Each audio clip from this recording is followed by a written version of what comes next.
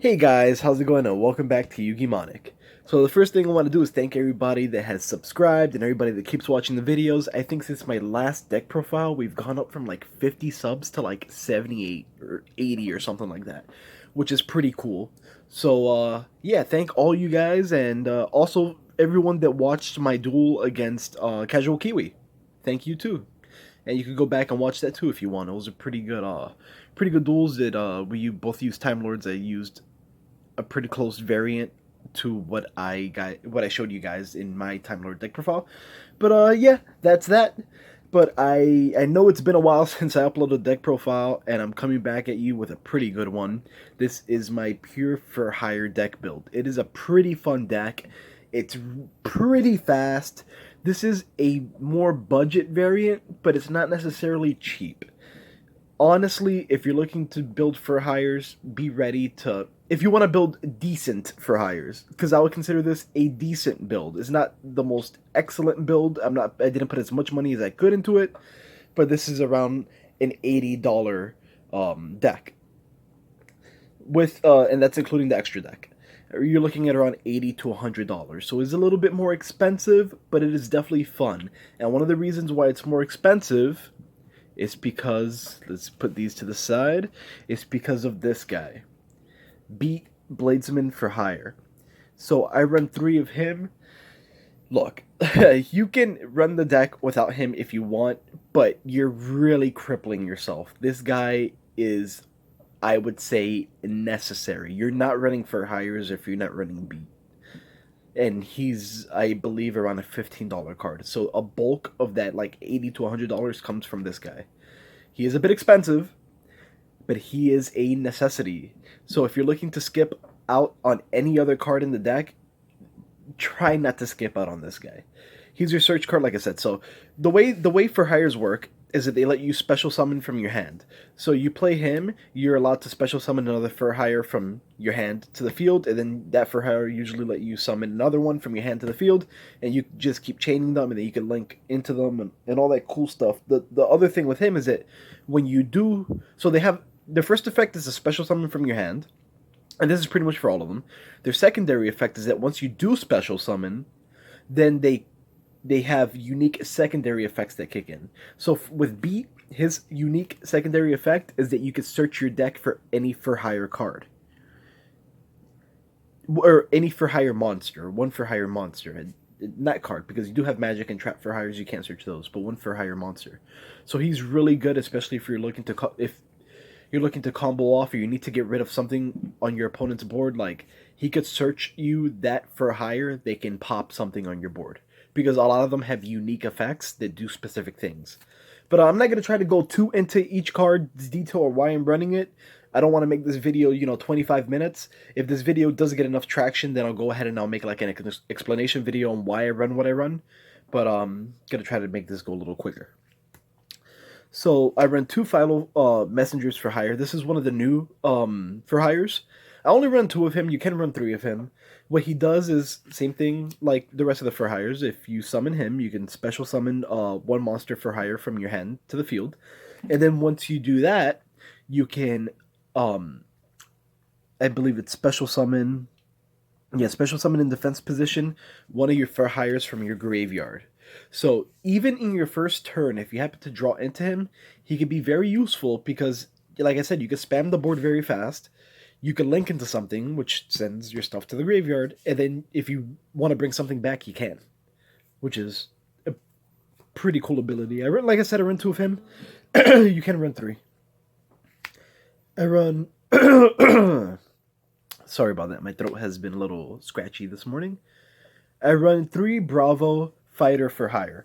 He's really cool too. Same thing like the other ones. He lets you special summon from your hand, 1 for hire, and then his secondary effect is that all your for hire monsters on the field gain 500 attack and defense. So a lot of these guys are smaller. Even him, he's 1900, but he's a level 4. So if you summon him and you summon another for hire, and they all get beefed up plus 500, this guy's a 2400 attack normal summon. So that's pretty cool. You don't have to use the... So let me just explain this real quick. So if you summon him, use his ability to special summon him. You can increase their attack by 500, but you can wait. You don't have to. It's an option. It's optional. And then you can use him if you have, another for hire in your hand, special summon him, and then now you can use this if you need to. So you don't want to waste it. You don't want to waste it. Like if I summon him and then I special summon him, okay, gain 500. Now he's only 500, and then now if I special summon him, I already used his effect.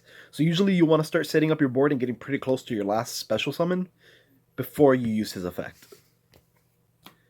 But he's a really cool card. I run 3 of him. I would recommend anybody to run 3 of him. Like I said, he's a 4-star. He's really good. I run 2 Donpa Marksman for hire. You can, like I said, well, a lot of these guys, like, the variants can change a lot. You can run 3 of him. You can run 2 of him. You can run none of him, really. But he's... The reason I like him is because when you do special summon one of your for hires, like he does, you special summon another one, you can target one face-up card on the field and destroy it. So he pretty much pops any face-up card on the field, which is really cool. So, like I was saying, that a lot of these cards are... they're very situational, some of them, which is why you run beat, because then you're able to search out the one that you need. So, 2 Donpas. Pretty cool, pretty cool. We run 1 Dyna. 1 is really all you're going to want to run from what I've seen and from playtesting and all that. I mean, you don't really need 2 of him. He's cool. So what he does is you can banish this card from your... You can banish cards from your opponent's graveyard up to the number of monster for hires you control. So he pretty much gets rid of your opponent's graveyard. If it's a deck that is based off of going into the graveyard, you could really cripple them that way. And then he has a secondary effect that once per turn, monsters your opponent controls cannot target monster for hires you control for attacks except this one. So he's pretty good. So if you happen to summon him off of Bravo, then he ends up becoming like a 30,000.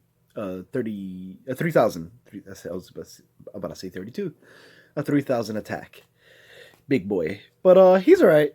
I mean, I barely use him. He's okay. Now, the big guy that is like the best one to use, the best, is Rafale. I think that's how you pronounce it. Champion for hire. He is so good. It's crazy. So, when if this card is special summoned, you can excavate the top cards of your deck equal to the number of monster for hires you control with different names, except his own name. And if you do, add 1 of them to your hand. Also, shuffle the rest into your deck. So, let's say you have 4. So, usually he's going to be like the last special summon you're doing. So, you might have 3 or 4 for hires on your board that aren't him. So, you're going to be able to look at the top 3 cards of your deck.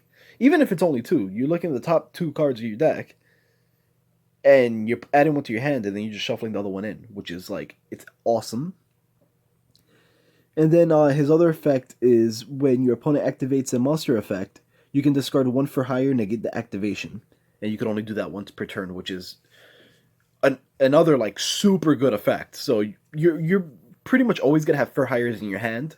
Hopefully, I have been in duels where like I've been able to pretty much vomit out my entire hand onto the board, and then I summon him at the end, and then I don't have anything to negate the activation of any of my opponent's cards. But sometimes, like, if you want to play it safe and you do have a hand, and you can, like, bring your entire hand out first turn, you might want to hold on to 1 card, just in case you want to use the secondary effect and negate something. It does come useful. He is a big guy. 2,800, so like this guy can be special summoned straight off of any of their effects, pretty much. So you can get some pretty big guys, even if you're not link summoning or anything, on the board really fast. Turn 1. I run 2 Recons for hire, so what he does, same thing like the other ones, lets you special summon it for hire from your hand, and then his secondary effect is that you can pop a set card. Same thing with him like the other one, you can run 3 of him, you can run none of him, but he's pretty good with...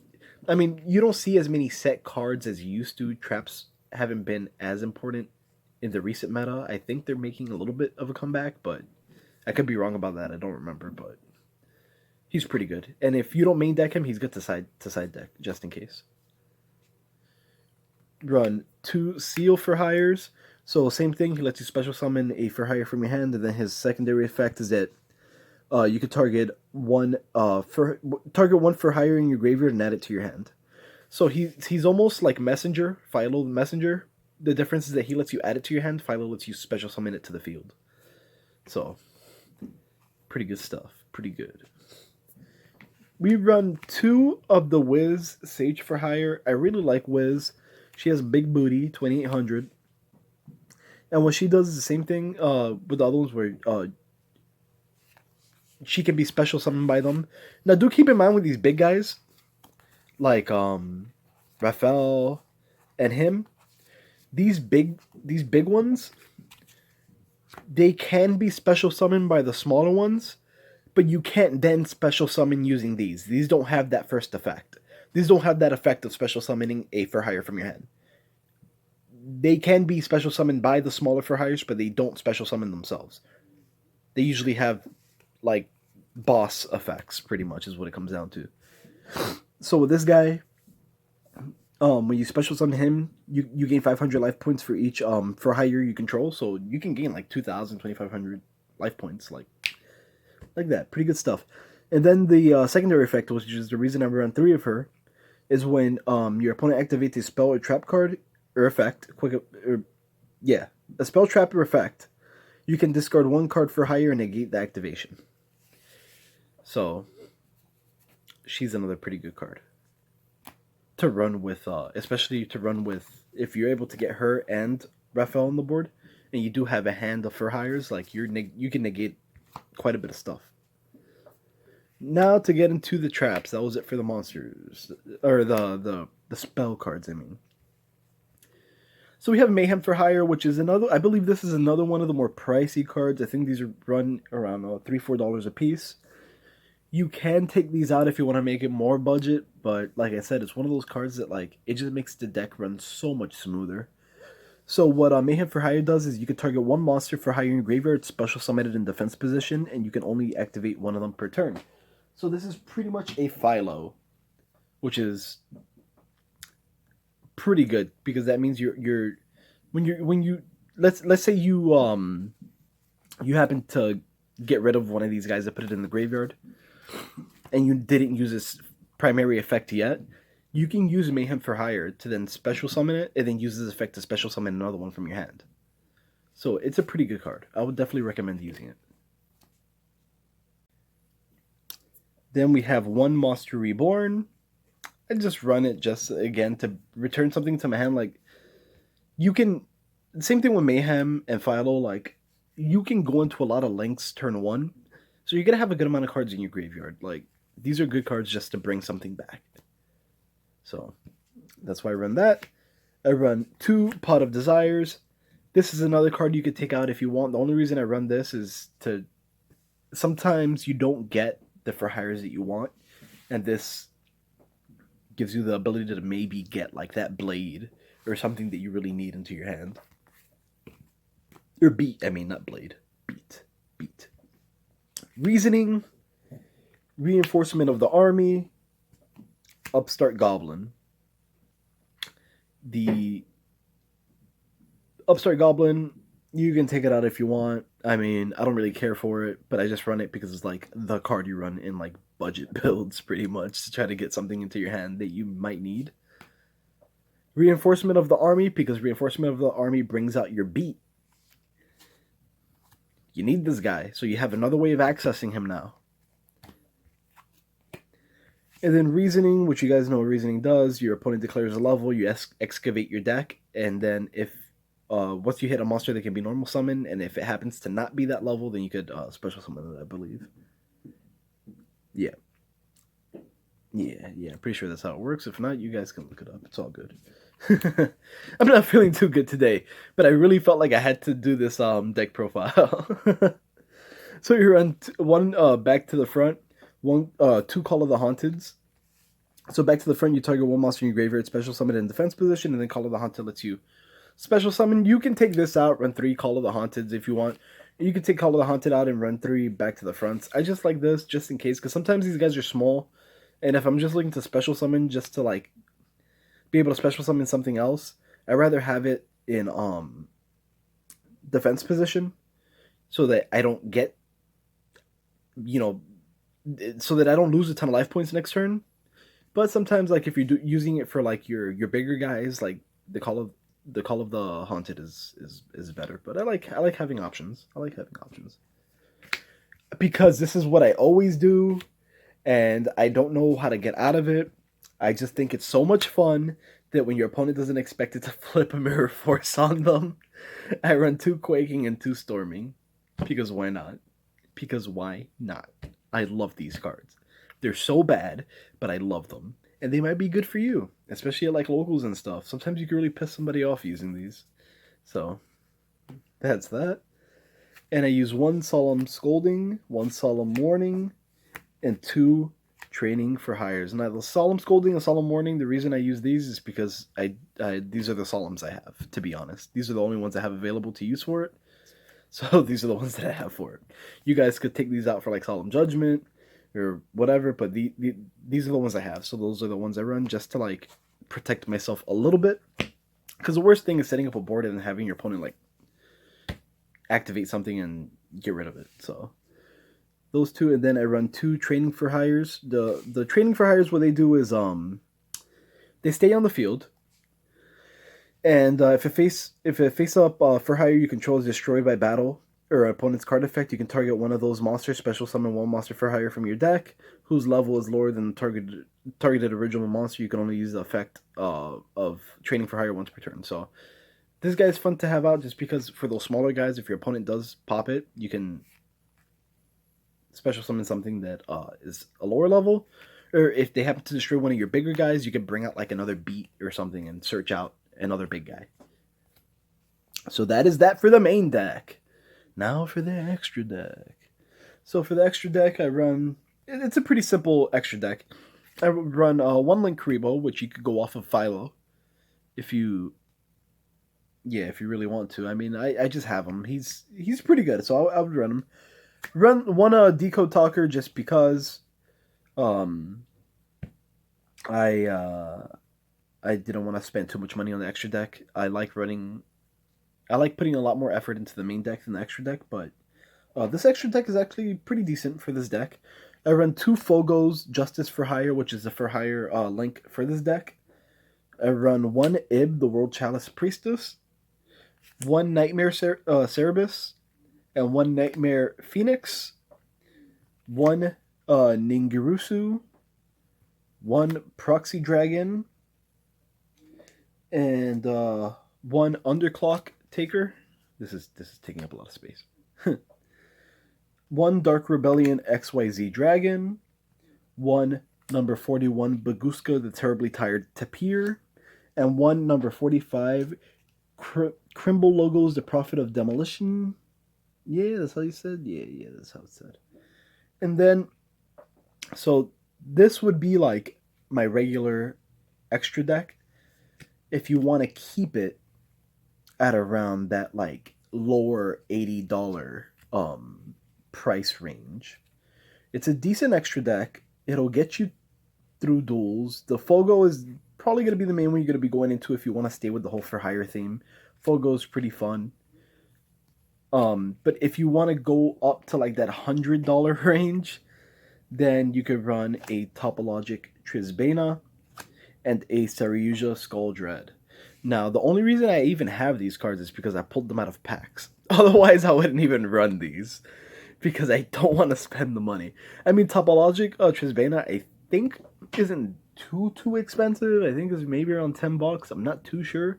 But the Saryuja is like a $25 card. So you're making this deck go from like a $80 deck to like $105 around there dollar deck, which is a lot, especially for like if you want to run a budget variant, you don't have to run these guys. Honestly, the main thing I go into when I'm playing is Folgo. I just really like Folgo. Sometimes a number 41 if you want to try to delay the game. And some of these other guys every now and then. The Nightmares, of course. I mean, the Nightmares you can take out too. They are a little bit pricey, but I like the removal. I like having the removal. So really, like, if you're going to get rid of anything, just get rid of, like, the entire extra deck besides these 4. Besides your Folgo and your Nightmares. Because, like, they'll get you through. But I wanted to put some effort into the extra deck because I usually don't for these cheaper decks. But yeah, Folgo's really cool. So I wouldn't even go into what he does. You guys can read it yourself if you can read it. So he's really easy to summon. I've even summoned him like turn 1 quite a few times. Alright guys, well that is that for the deck profile. Sorry if I sounded a little sick or whatever. I feel like every time I do a deck profile, I'm sick. I don't know why. Or like I have bad allergies, or like I'm coughing out a lung. It's like, you guys that have followed me for a while that like see my videos probably think like I'm dying of some sort of like disease or something. Like it's crazy. I'm always like coughing up. But that's not what it is. That's not what it is.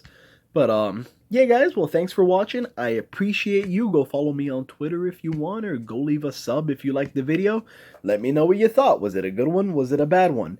Any questions, let me know. If you have any insight, I guess that's not the word I was looking for, but that's the word I'm going to use. If you have any other tech that you think this deck could use that would be really cool and pretty budget, hey, put it down below. I usually get a good amount of comments on my video of people like recommending other things, so make sure you keep an eye out for that.